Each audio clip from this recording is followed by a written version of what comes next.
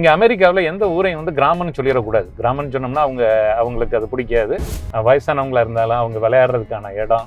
அதனால் கிராமம்னு சொன்னாலும் எல்லாமே இருக்கும். எல்லா மக்களுக்கும் தேவையானதும் இங்கே கிடைக்கக்கூடியது. இவ்வளவு இருந்தாலும் இந்த குளம் வந்து இன்னும் வந்து பாதுகாப்பாக இருக்குது. சிட்டிஸில் என்ன கிடைக்குதோ அந்த பொருட்கள் எல்லாமே இங்கே வந்து கிடைக்கும். அதை பற்றி உங்களுக்கு தெரியணுமா? எங்களுடைய சேனலுக்கு சப்ஸ்கிரைப் பண்ணுங்கள்.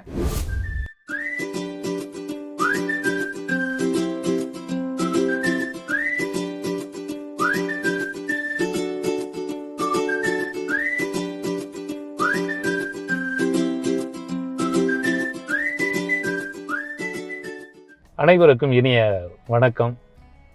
இன்னைக்கு நான் எங்கள் ஊருக்கு உங்களை கூப்பிட்டு போகிறேன். அமெரிக்காவில் நான் பணி செய்யக்கூடிய இடத்துக்கு நான் கூப்பிட்டு போகிறேன். இது ஒரு சாதாரண ஒரு கிராமம். இதனுடைய எழில் தோற்றத்தை உங்கள்கிட்ட வந்து காமிக்கலாம் அப்படின்னு சொல்லிட்டு என்னோட கூட இந்த கேமராவை ஆப்ரேட் பண்ணுறதுக்காக என்னோட கூட இருக்கக்கூடியது ஃபாதர் லியோ. அதனால் 2 பேரும் சேர்ந்து என்னுடைய ஊரினுடைய அமைப்பு அது எவ்வாறு வளமையாக இருக்கிறது அப்படின்லாம் உங்கள்கிட்ட சொல்லலான்ட்டு வந்து உங்களை அழைக்கிறேன். இப்போ பார்த்திங்கன்னா நம்ம இருக்கிறது ஒரு மெயின் ரோடு, மேலே வந்து மேம்பாலம் இருக்குது. அதுதான் வந்து ஸ்டேட் ஹைவேம்பாங்க. அது ஹைவேயில் நிறைய போயிட்டுருக்கோம். அது இல்லாமல் எங்கள் ஊர் வந்து கொஞ்சம் உள்ளார இருக்குது. அதனால் அந்த ஹைவே விட்டு உள்ளார இருக்கக்கூடிய அந்த ஊருக்கு உங்களை நான் இப்போ கூப்பிட்டு போகிறேன். இது என்னுடைய காரில் உங்களை நான் இப்போ கூப்பிட்டு போகிறேன். வாங்க அப்படியே வந்து போகலாம். இப்போ இங்கே போகும்போது எப்பயுமே ஊருக்குள்ளே நுழைஞ்சோம்னா ஸ்பீடு வந்து கட்டாயமாக ரொம்ப குறைச்சிடணும். இங்கே பொதுவாக வெளியில் வந்து ஒரு 55-70 மைல் ஸ்பீடில் போகக்கூடியவங்க இங்கே வந்து 30 மைல் ஸ்பீடில் தான் போகணும். 30 மைல்னு சொன்னாவே இங்கே வந்து 40 கிலோமீட்டர் ஸ்பீடில் வந்து போகணும். அதனால் அதில் நம்ம எப்பொழுதும் கார் ஓட்டும்போது ரொம்ப கேர்ஃபுல்லாக இருக்கணும். இப்போ நீங்கள் மேலே பார்க்கக்கூடிய அந்த பாலத்தில் பாருங்கள், கண்டினியூஸாக உங்களுக்கு பஸ் வராது, மற்றபடி லாரி மற்றபடி கார் எல்லாம் வந்துட்டு அதில் வந்து போயிட்டு வந்துக்கிட்டே இருக்கும். இப்போ நீங்கள் உள்ளார எங்களுடைய ஊருக்குள்ளார நம்ம நுழைய போகிறோம். என்னுடைய ஊர் பேர் ஓவன். நாங்கள் வேலை செய்யக்கூடிய இடத்துக்கு பேர் ஓவன். இந்த இடம் எப்படின்னாக்க இதில் ரொம்ப குறைச்சி பேர் தான் இருக்காங்க. பாருங்கள், ஒவ்வொரு ஊருக்குள்ளே நம்ம உள்ளார நுழைஞ்சோம்னா அந்த ஊரில் அவங்க முதல் சொல்லியிருக்கிறது என்ன ஊர், அது பேர், அப்புறம் எத்தனை பேர் இங்கே இருக்கிறாங்க இப்போ அப்படின்னு சொல்லியிருப்பாங்க. இப்போ என்னுடைய ஊருக்கு அவங்க சொல்லியிருக்காங்க மொத்தமாக இங்கே இருக்கக்கூடிய மக்கள் 940 அப்படின்னு தான் சொல்லியிருக்கிறாங்க. இங்கே அமெரிக்காவில் எந்த ஊரையும் வந்து கிராமம்னு சொல்லிடக்கூடாது. கிராமம்னு சொன்னோம்னா அவங்களுக்கு அது பிடிக்காது. அதனால் நம்ம சொல்லும்போது டவுன் தான் சொல்லணும், ஓவன் டவுன் அப்படின்னு தான் சொல்லணும். அதுக்கு ஒரு காரணமும் இருக்குது. என்ன அப்படின்னு சொன்னால், என்ன வளம் இல்லை இந்த திருநாட்டில் அப்படின்னு சொல்கிறது மாதிரி, என்ன வளம் என்ன தேவை இங்கே இல்லை. ஒரு சின்ன ஊராக இருந்தாலும் எல்லா தேவைகளும் இருக்குது. இங்கே பாருங்கள், சின்ன ஒரு தெருவுக்குள்ளே கூட வண்டி உள்ளார போகும்போது வரும்போது ஸ்டாப்னு போட்டிருக்கிறது. ஒவ்வொரு தெருவுக்கும் அங்கே இருக்கக்கூடிய நீங்கள் பாருங்கள், ஒவ்வொரு தெருவுக்கும் பேரை வந்து சரியாக போட்டிருப்பாங்க. ரோடு நல்லா இருக்கும். கிராமத்தில் இருக்கக்கூடிய வீடுகளை சுற்றி பார்த்தீங்கன்னாக்க கொஞ்சம் புல்தரை நன்றாக இருக்கும். அந்த புல்தரையில் பிள்ளைங்க விளையாடுறதுக்கு, இல்லாட்டி அந்த வீட்டை சுற்றி அவங்களுக்கு தேவையான எல்லா பொருட்களும் அங்கே வந்து வச்சுருப்பாங்க. இங்கே பார்க்குறீங்களா ஒவ்வொரு வீடும் வந்து பெரிய பெரிய வீடாக தெரிஞ்சாலும் இதெல்லாம் இந்த வீட்டில் நிறைய பேர் இருக்க மாட்டாங்க. ஒரு சில வீடுகளில் வந்து கூட போனால் ஒருத்தவங்க இல்லாட்டி 2 பேர் தான் இருப்பாங்க. பிள்ளைங்க இருந்தாக்க இன்னும் 2 பேர் கூட இருப்பாங்க. மற்றபடி எல்லா வீடுகளும் நல்லா இருக்கும், உள்ளார வசதியாக இருக்கும். இது கிராமமாக இருந்தாலும் இங்கே பாருங்கள், நான் இப்போ என்னுடைய வண்டி நிப்பாட்டி தான் ஆகணும், வேறு வழியே இல்லை. நிப்பாட்டி தான் போகணும். இங்கே யார் வந்தாலும் சரி வராட்டியும் சரி நிப்பாட்டி தான் போகணும். இப்போ நான் எங்கள் ஊரில் இருக்கக்கூடிய ஒரு பகுதிக்கு, வடக்கு பகுதிக்கு உங்களை வந்து கூப்பிட்டு போகிறேன்.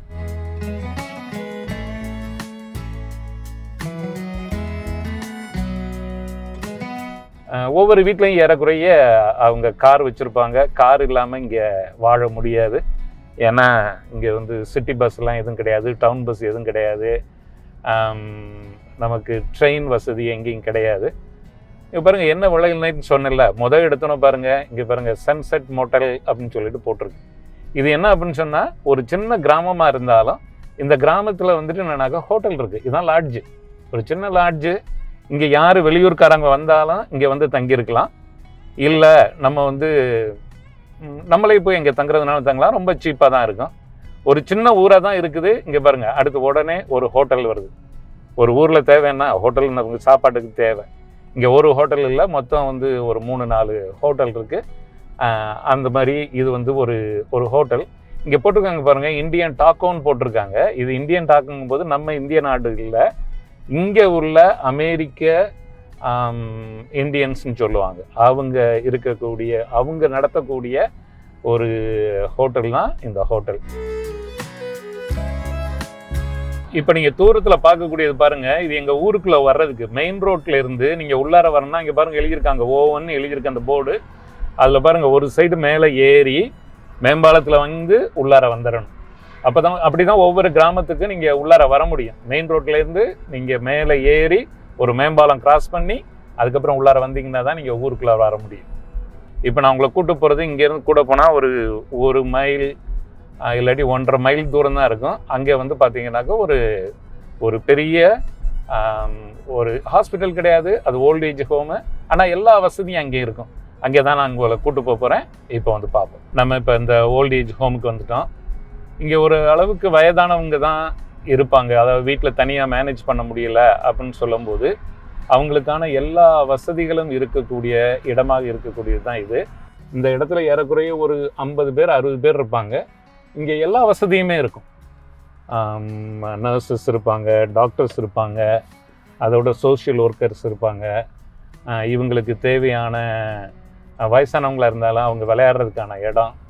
இப்போ நம்ம உள்ளார வந்திருக்கிறது அந்த ஓல்டு ஏஜ் ஹோம் சொன்னால அதுக்குள்ளே வந்திருக்கோம். இங்கே பாருங்கள், அவங்களுடைய ஏரியாவில் அவங்க நடந்துகிட்டு இருக்கிறாங்க. இதை நடத்துகிறது யாருன்னா, இங்கே இருக்கக்கூடிய கவுண்டின்னு சொல்லுவாங்க, நம்ம பஞ்சாயத்து யூனியன் மாதிரி. இங்கே இருக்கக்கூடிய கவுண்டியில் இருக்கக்கூடியவங்க இவங்க எல்லாத்தையும் பார்த்துக்குவாங்க. அதனால் ரொம்ப வீட்டிலேருந்து முடியலை, அவங்களால ஒன்றும் செய்ய முடியலனாக்கா இந்த இடத்துக்கு அவங்க வந்துடலாம். நான் இங்கே அடிக்கடி வருவேன். ஏன்னா அந்த வயசானவங்க வந்துட்டு நன்மை வேணும் அப்படின்னு சொல்லும்போது இங்கே வருவேன். அவங்கள பார்க்க கூப்பிட்றாங்க அப்படின்னு சொன்னால் வருவேன். ஒரு சில சமயத்தில் அவங்களுக்கு யாருமே இருக்க மாட்டாங்க. அதனால் பேசுகிறதுக்கு யாராவது தேவைன்னு சொல்லும்போது நான் இந்த இடத்துக்கு வருவேன். நான் இந்த இடத்துக்கு வந்தேனாக்கா எனக்குன்னு தனி மரியாதை உண்டு. ஏன்னா இங்கே இந்த இடத்துல ஆன்மீக வழிகாட்டி அப்படின்னு சொல்லிட்டு எப்பயுமே இருப்பாங்க. அதனால் அதுக்காக வருவேன். மேலும் திருப்பலி இங்கே ஒப்பு கொடுக்கறதுக்கு இந்த இடத்துக்கு நான் வருவேன். இங்கே பாருங்கள், பச்சை பசேர்ன்ட்டு அஞ்சு கொஞ்சம் அப்படி தண்ணி இருக்கும். இப்போ நான் மெயின் ரோட்டில் இருந்து கீழே இறங்கி எங்களுடைய கிராமத்துக்கு நான் வர்றேன். நாங்கள் எங்களுடைய லைஃப் அண்ட் லைட் இந்த வீடியோவில் முன்னாடி உங்கள்கிட்ட வந்து சொல்லியிருக்கோம், இராணுவ வீரர்களுக்கு எவ்வளவு மரியாதை கொடுக்குறாங்க அப்படின்னு சொல்கிறது. இப்போ பாருங்கள், இங்கே இருக்க இந்த ஓல்டேஜ் ஹோமை இந்த கிராமத்தில் இருக்கக்கூடிய இராணுவ வீரர்களுக்குன்னு தனியாக உள்ளது. அவங்களுக்கு தனியாக ரெஸ்பெக்ட் இருக்குது. அதனால் இந்த வீட்டில் தான் அந்த வயதான இராணுவ வீரர்கள் இருப்பாங்க. ஒரு கிராமமாக இருந்தாலும் அங்கே இருக்கக்கூடிய வெவ்வேறு மக்களுக்கு தேவையான உணவுகள் வந்து கிடைக்கும். இந்த ஒரு ஹோட்டல் இங்கே பார்க்குறது எல் பெனால் அப்படிங்கிறது நம்ம மெக்சிகன் உணவு இருக்கக்கூடியது. இங்கே கொஞ்சம் பேர் மெக்சிகோவிலேருந்து வந்தவங்க இருக்கிறாங்க, ஸ்பானிஷ் பேசுவாங்க. அவங்களுக்காகவும் இந்த ஹோட்டல் இருக்குது. அதனால் கிராமம்னு சொன்னாலும் எல்லாமே இருக்கும். எல்லா மக்களுக்கும் தேவையானதும் இங்கே கிடைக்கக்கூடியது. இது வெயில் காலமாக இருக்கிறதுனால இங்கே பாருங்கள், வெளியே எல்லாம் காய போட்டுக்கிட்டு இருக்கிறாங்க. இல்லாட்டி இந்த மாதிரி துணியெல்லாம் வெளியே காயறதெல்லாம் பார்க்கவே முடியாது.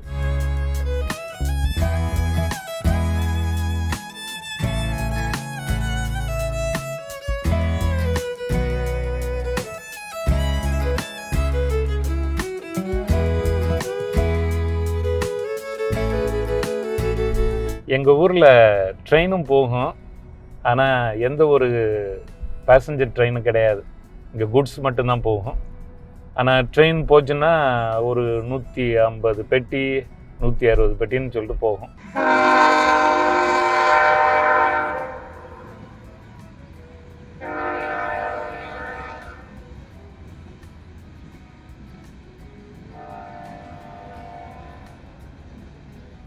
இங்கே பார்த்தோம்னாக்க ட்ரெயின் வந்துச்சுன்னா இது கேட்டு 2 பக்கமும் சாத்தும், ஆனால் பாதி தான் இருக்கும். இருந்தாலும் மக்கள் அவங்க நிறுத்தி தான் போவாங்க, நிறுத்தாமல் போக மாட்டாங்க. இது அந்த காலத்தில் பழைய கடை வீதி. இங்கே வந்து தான் எல்லாம் முக்கியமான இடங்கள்லாம் இங்கே வந்து இருக்கும். இந்த பழைய கடை வீதி இப்போ வந்து ரொம்ப பிஸியாலாம் இருக்காது. ஆனால் இங்கே தேவையான எல்லா பொருளும் கிடைக்கும். நமக்கு இந்த கிராமத்துக்கு என்ன தேவையோ அது வந்து கிடைக்கும். ஹோட்டல் இருக்குது, அப்புறமேட்டு இங்கே தான் வந்து நம்ம போலீஸ் ஸ்டேஷனும் இங்கே தான் இருக்கும். இங்கே எப்பயும் மக்கள் வருவாங்க போவாங்க.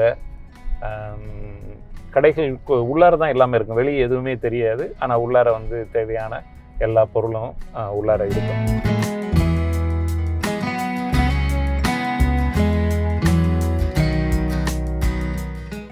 இங்கே பாருங்கள், அந்த கடைவீதனுடைய எண்டில் எப்பொழுதுமே மக்கள் வந்து உட்கார்றதுக்கு, உட்காந்து கொஞ்சம் ரெஸ்ட் எடுக்கிறதுக்கு எல்லாத்துக்கான இடங்கள் வந்து எப்பயுமே உண்டு. அந்த தூரத்தில் பாருங்கள், இது வந்து ஒரு சின்ன கிராமமாக இருந்தாலும் ஒரு பெரிய ஃபேக்ட்ரியே அங்கே வந்து இருக்குது பாருங்கள் தூரத்தில். அந்த ஃபேக்ட்ரியில் வந்து நிறைய என்னென்னமோ தயார் பண்ணுறாங்க. என்ன தயார் பண்ணுறாங்கன்னு எங்களுக்கு தெரியாது, பட் ஆனால் வந்து ஏதோ தயார் பண்ணிக்கிட்டு இருக்கிறாங்க. இங்கே வந்து இந்த மெயின் கடைவீதியில் இப்போ நம்ம பார்க்க போகிறது பேங்க் இருக்குது. இது வந்து லைப்ரரி. இப்போ நீங்கள் பார்க்குறது வந்து லைப்ரரி. மக்கள் வந்து புக்கெல்லாம் எடுப்பாங்க, போவாங்க, வருவாங்க, அதெல்லாம் நடக்கும். இப்போ இந்த ப்ளூ கலரில் இருக்கக்கூடியதான் போஸ்ட் ஆஃபீஸு.